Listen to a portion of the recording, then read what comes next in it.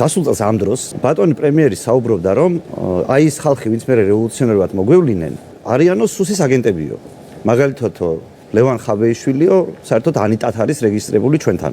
ასევე იყო დასახელებული ბატონი ნოდარ მელაძე, სუსის აგენტად. პრემიერმა რო თქვა, ის ხალხი, რომელიც სხვადასხვა ფორმით 4 ოქტომბერში ჩართული იყო, ერთი ჩართული იყო ლიდერად და თქვენ იცით, რომ ტევე პირველი იყო ერთ-ერთი მთავარი გამშუქებელი, რომელმაც უბრალოდ არჩევნების დღეს ძალიან ჩახსნა საარჩევნო პროცესი და დაუთმო რევოლუციას. რატო არ დავიჭირეთ ამას? არ მითხოს, მე კაცის დაჭერას ხო იცი რა ვითხოვ თქვენგან.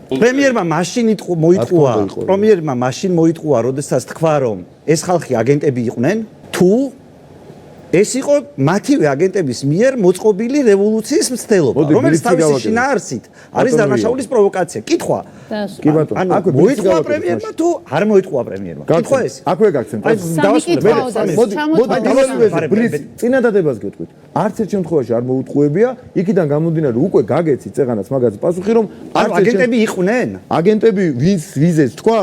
ხო, ორ კაცზე თქვა, სულ კაცზე თქვა. ვიზეს თქვა, მე არ მახსოვს მელაძეზე. მეორეზე შემიძლია დაგიდასტუროთ ზუსტად სუსის ხელმძღვანელი ხართ, ყოფილი და იცით, რომ ყოფილი აგენტები არ არსებობენ და სულ ახალი ხელმძღვანელი რომ მოდის, ძველებს იბარებს. შემდეგი ხო არის ასე?